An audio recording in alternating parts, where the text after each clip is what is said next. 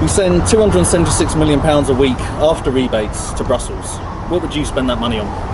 Well, quite clearly, we in the UK today, public servants have been on a pay freeze for years now.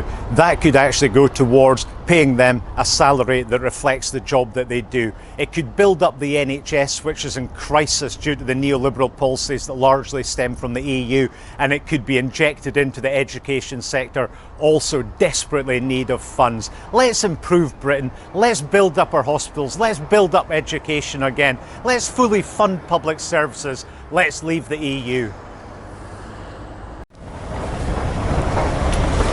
Brexiteers are mostly UKIPers, Tories and nationalists. The left-wing position, as set out by the Labour Party, is clearly Remain, isn't it?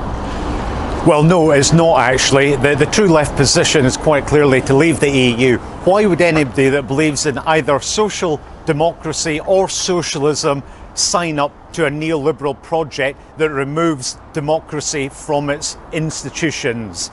It's clearly in the interest of anyone who wants to build a better society based on economic equality to leave the EU and build that way.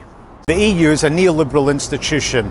What we on the left in the UK want to see is economic democracy, national democracy. If we elect someone, we must be able to get rid of them. We don't want to live in a system like the EU's where the European commissioners are appointed and ordinary people throughout the EU have got absolutely no way of getting rid of them. It was Tony Benn that had the 5 questions about democracy, and the key one being, how do we get rid of people in power that we don't like?